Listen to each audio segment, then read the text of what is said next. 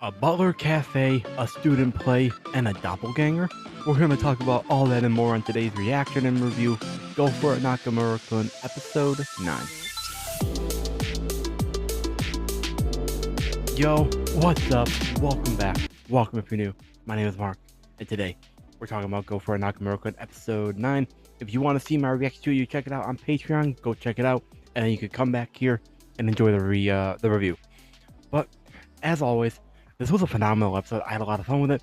And off rip, I do want to really quickly mention how I do love how the ED always changes and complements like whatever happened in the episode. Just small detail that I like.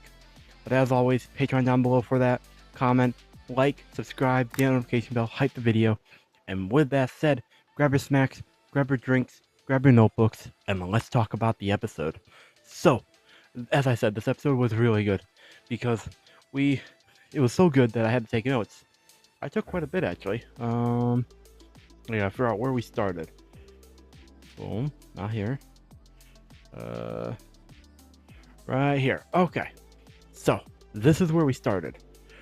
Where we immediately start off with the Culture Festival, which is pretty cool. And something that's always interesting to me to see how they do it in like an anime. Because as far as I know, that's not something that really happens here in the States. It could, just at none of the schools that I've been to. But I don't think it happens really. At least it's not called a culture festival. It's probably, might be called something else. But anyways, the point is, I think culture festivals are pretty cool. Because as far as I can tell, it's usually like different classes have like different themes and stuff that they're doing. I do wonder what the point of a culture festival is. If it's like introducing, does it introduce other cultures, or is it more like introducing more the culture of Japan that they're in? Like, I'm always curious about that. But anyways, where we start out with Nakamura going to the classroom for where his classroom is doing a butler cafe, which I think butler cafes are pretty cool. There should be some here in the States. I'd go to one probably. And Nakamura was hoping that Hirose was going to be dressed up as a butler, and originally he was apparently, but due to unfortunate circumstances, he has to swap roles with someone else. The guy, I don't remember his name. Like, the thing is, it's not like the guy's a forgettable character. He's just the perfect background NPC side character that you notice him, but you don't know his name, or at least I don't. Everyone else might know his name, and I just don't remember it, but I don't know his name. Anyways, Nakamura's upset because he didn't get to see Hirose as a butler. I want to know what I think is a real tragedy, though, for this whole thing. We didn't get to see Otagiri-sensei as a butler, dressed as a butler. That is a tragedy in the making, bro. Like, those students had the right idea trying to get him to dress as a butler. So I didn't get some photos. They had the right idea. They were cooking with that idea, man. It's so sad that we didn't get to see him. I hope there's like fan art of him like in a butler outfit somewhere. Like, cause I can't be the only one who wishes we got to see him like that. I hope I'm not. Anyways. Where are we? Oh. Things go well until Nakamura finishes up. Hirose has to leave early for some reason. We don't know why at the beginning, but we learn later on. But he has to leave early, and Nakamura's surprised, curious, because he was hoping that they could like go check out the festival together after they're all done. But it was not meant to be, unfortunately. And so he finishes up, he's leaving, and of course, he gets kidnapped again by the occult club, by Aokiyama Senpai? Sensei? Senpai, right? I don't know, are they in the same year? Because if she's a year above him, she'd be his senpai. I'm pretty sure. Because he used an honorific with her. I don't think it definitely was not sensei. It might have been senpai, or it might have been san. Aokiyama-san, I think. And I technically don't have to. But I almost always, depending on how a character is introduced, this is a fun fact about me. However a character is introduced, usually, unless they're a main character, I will address them as how they're first introduced, usually. If it's like actually their name or their nickname or whatever. and they're honorific to go along with it. I just do. I like honorifics. I think they're fun, and I think they're very interesting. How they have an honorific for like so many different occasions and like statuses and stuff like that. Anyways, I'm going off topic. He gets kidnapped by the occult club because they want to perform a seance. Because of course they do. Why wouldn't they want to perform a seance? And Nakamura, he can't do anything about it, and so he's stuck there. But he does get a bracelet for like that brings good luck in wealth, prosperity, and luck, and love. Wealth, something, and love. I don't remember what the middle one is for certain. It might be prosperity. It also might just be like I have no idea. But anyways, he took it, and he's very logical in that he doesn't believe in the whole in all this superstitious stuff, but just in case, he did put it on, and that's fair, that's valid, man. Like just in case, you never know. And so he's going out. Oh, there's a fly. Shoe fly. Got it. Never mind, I did not get it. Flies are so annoying, bro. Anyways, the I'm lost. Hold on. I'm trying to. I actually have no idea which order this is in. Okay, I know where we are now. Okay, so next up, he ends up in the art club, where he meets Katamura, who, correct me if I'm wrong, but she's the one who also drew his special manga that he had with Hirose, right? Yeah, I'm pretty sure with her. And she's doing portraits for them. She also has a mask on, which I didn't question the mask originally, but later on it makes sense. And so she offers to draw a portrait of him, but then he's like, no thanks, I'm good. But actually then he's like, oh, an idea forms. And so we got a portrait drawn of Hirose, because of course he did. I mean, fair enough, man. And the Hirose, the portrait that she drew, I was trying to explain this in the reaction itself, which you can see, like, I spent like a minute or two trying to find out how to word it. I still got nothing in terms of how to properly word it, but she drew him in a way that like Hirose as a character is adorable. Like his design is adorable, wholesome, and all that. The portrait of him now gives off like not so wholesome, maybe, yeah, still wholesome probably, but like not so like adorable. It's more not aged up, but it gives more like he looks cooler. He looks like he'd be like a third year.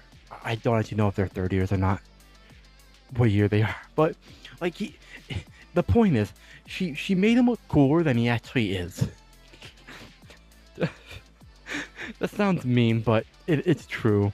Like, he's adorable as a character. His design's adorable, but like that's about it. He's not really cool, if that makes sense. Anyways, the portrait's cool, and Nakamura's happy. Of course he is. He's gonna frame it when he gets home, which fair enough.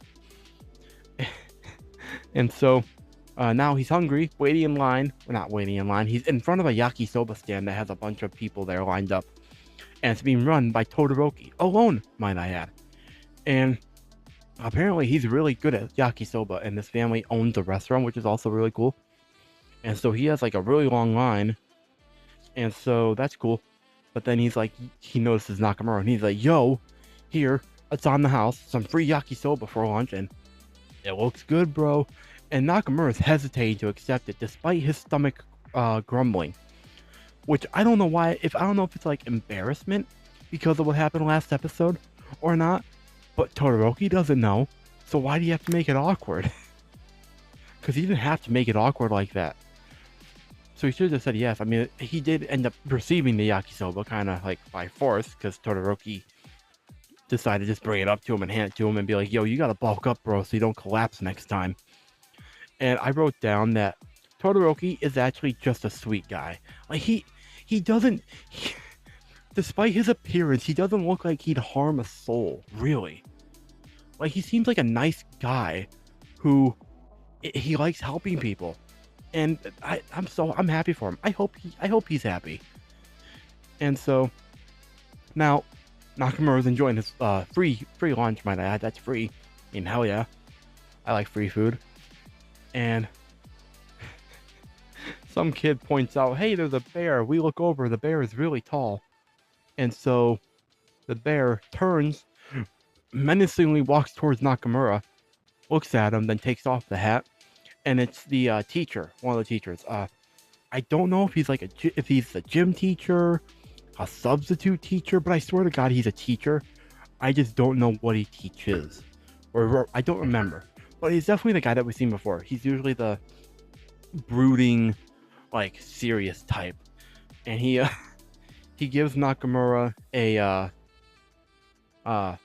flyer to go check out a play, the Starry Night, which is where we start to lead into everything else. But in that, before that though, I wrote down the gym teacher guy dressed as a bear is a nice guy. He just wants Nakamura to have a good time, and the guy seems intense but nice, and that's fair, man. As long as he's nice.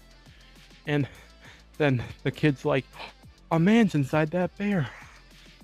And I wrote down how existentially it's gotta be a little it's gotta fuck with your brain a little bit. If you're like a child and like you think that's a real bear for some reason, and the head comes off and it's a person inside, you might not be used to seeing that.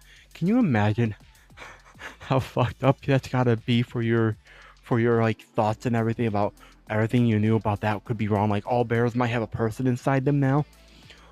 I laughed about that for a solid minute. I'm pretty sure. I think it was that scene that I laughed at for a minute or two. It was funny, bro, especially once I started thinking about this. Like, damn. And so, moving on from that, Nakamura is going to the play. Of course he is, though. And as it turns out, the play is pretty cool.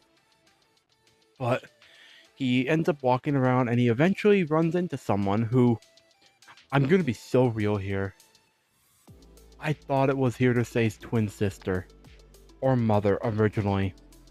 And now I'm not. I'm pretty sure. So as we learn, I'll spoil this now because we're 12 minutes in.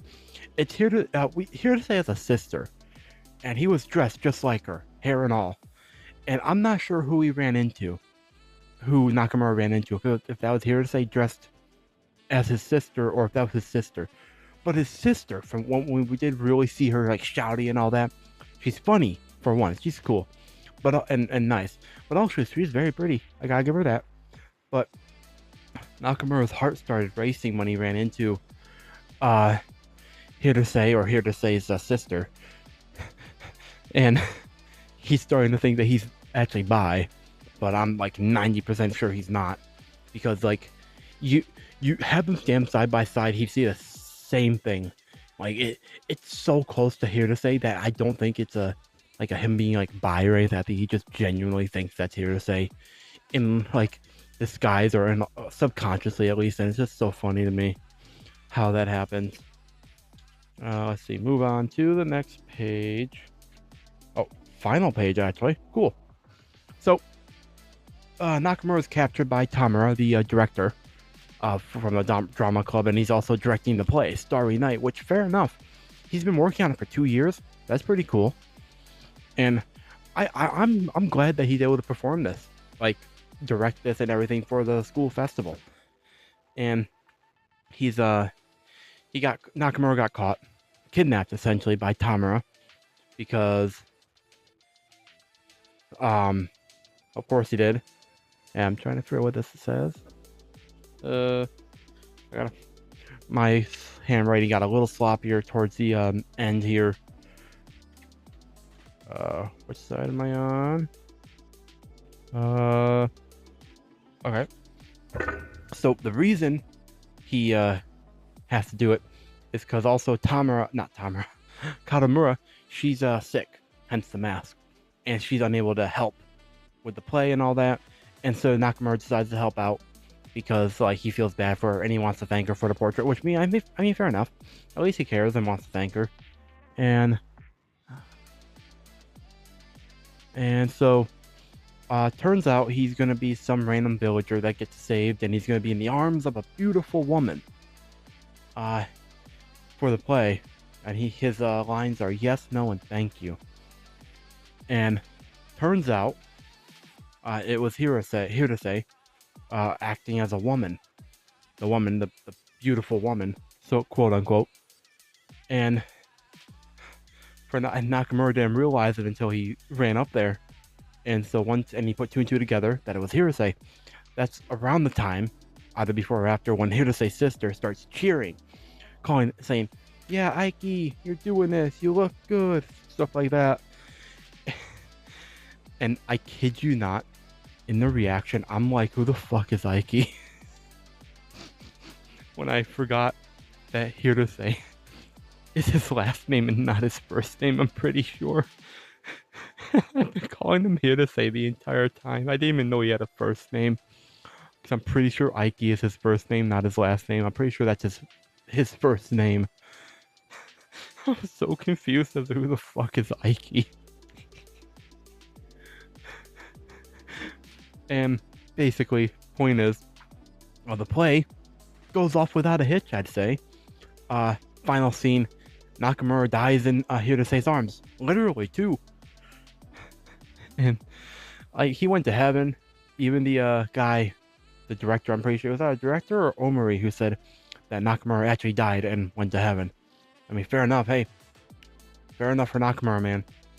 Hirose's sister is very funny and pretty, as I mentioned. And then everything wraps up. She buys them all juice. Although the subtitle is "I'll buy drinks for you all," she actually says juice. I'm pretty sure she's saying juice. It could be like a play on words or something, but I'm pretty sure the word was actually like juice or something similar to that. That doesn't matter. It's just something I pointed out. And so they're all talking and about how fun that was. And then Hirose's like, "You know what? Wouldn't be so bad to do this again." And Nakamura was like, "Yeah, I agree." Because he reminisces on everything that happened. We also learned that Hirose has been helping all day because we've been seeing him around, doing things, walking off. At one point, I thought he was a zombie because he was just walking dead-eyed, straight-faced at one point. But turns out he's just been going around helping people, helping them out, set up play and all that, which is pretty cool. And that's where the episode ends. Although we do get to see the ED, that the ED actually has Nakamura with the bracelet still, and going through the portrait, looking over the portrait of Hirose. And after the portrait, we see Ichan, the octopus, creating a heart sign with his tentacles, and that's adorable. And as I said, I love how the ED complements the episode almost every time. It's just really fun. And as I said earlier, this was a great episode. I had a lot of fun with this, and I highly do recommend you check out the reaction down below on Patreon. It's really fun. And as always, if you join the Patreon, you get full length and exclusives when I occasionally post them. I've been behind on the exclusive reactions, honestly. I'm planning on getting caught up at some point, but I'm mainly now kind of focusing on like one exclusive, maybe two, and like all the stuff that I do here for YouTube. Anyways, that's not important. Kind of is edgy, but you get a shout out at the beginning of my videos. And yeah, while you're there, like, subscribe, comment down below what your thoughts are on the episode as a whole and what I said and all that. And yeah, until next time, my name is Mark. Never stop being yourself, stay safe, and I will see all you incredible people in the next video.